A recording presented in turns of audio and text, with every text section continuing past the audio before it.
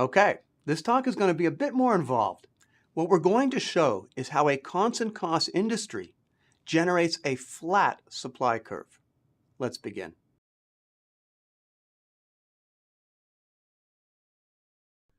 A constant cost industry is one where it's very easy to expand output without pushing up costs.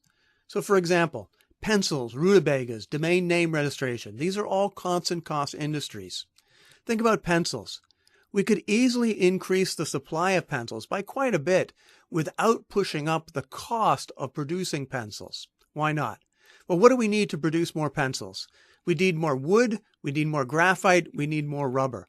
However, we need just a little bit more wood relative to the total world supply of wood, just a little bit more graphite relative to the world supply of graphite, and just a little bit more rubber relative to the world supply of rubber.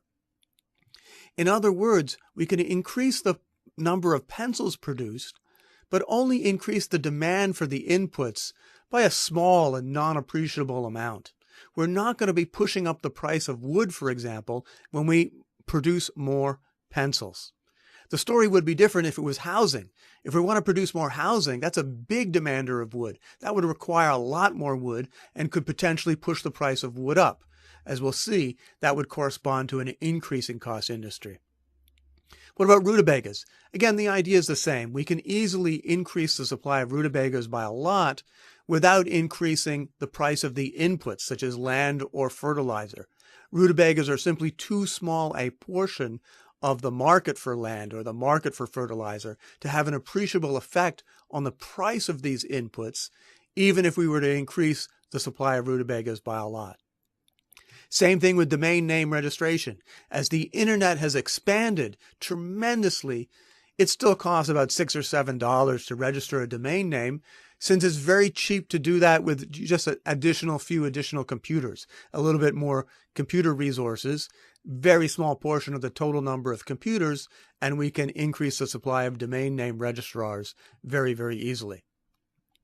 The implication of all this is that long-run supply curves for these goods, for goods like pencils, rutabagas, and domain name registration, the long-run supply curve is going to be flat.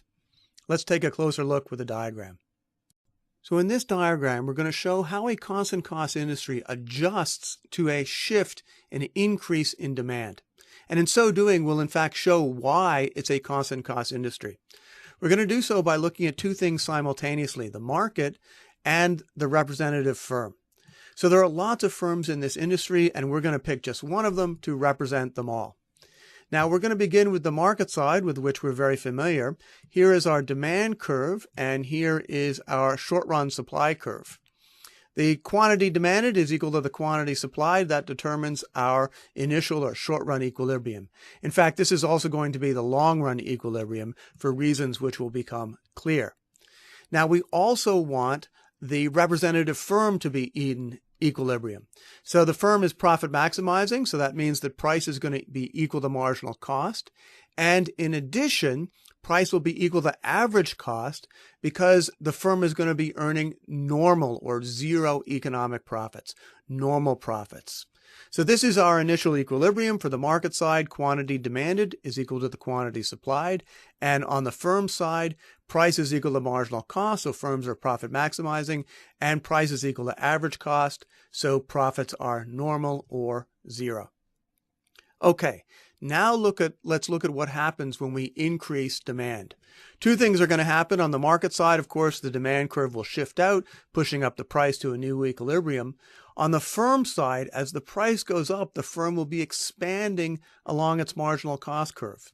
Let's look at the market. Both of these things are going to happen simultaneously. Let's look at what happens in the market, and then we'll do it again to focus on the representative firm. So here we go, an increase in demand. The price shifts up. We come to a new equilibrium at point B on the market side. And as I said, each firm expands along its marginal cost curve. So we have a new equilibrium for the representative firm also at point B. Now, in case you missed it, let's show that again for the representative firm, looking now at the representative firm. Now, looking at the representative firm, here is the increase in demand. It drives price up. As it does so, each firm expands along its marginal cost curve. In fact, the reason why the supply curve in the short run is upward sloping is precisely that each firm currently in the industry is expanding as price increases along its marginal cost curve. By the short run, what we actually mean is the time period before new firms have a chance to enter into the industry. So the entire increase in supply in the short run is being driven by the increased output of currently existing firms as they expand to take advantage of the increase in price. Now notice that initially the representative firm was making zero economic profit, was making normal profits. With the increase in demand, they're making positive, above normal profits. Remember, profit is price minus average cost times quantity. So profit here is positive. It's above normal. And those above normal profits are going to attract other firms. Other firms are going to say, I want a piece of the action. I want a piece of the pie. Remember, when price is above average cost, that's when new firms enter into the industry. So what is that entry going to do?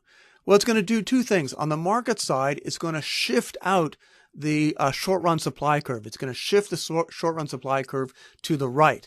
And as that happens, price is going to be pushed down. As price is pushed down, each firm will contract along its marginal cost curve, profits falling all the way until we reach a point of normal economic profits once again. So let's show this again. We'll show it twice. First of all, we can look at the market side, and then we'll look at the representative firm. So profits in the short run are going to attract new entry. As we get new entry, the supply curve in the short run expands, shifts outward, pushing down the price until we reach a new long-run equilibrium, which is here, and until profits are zero over here. Again, now let's look at this again for the representative firm. Okay, here's the representative firm on the right.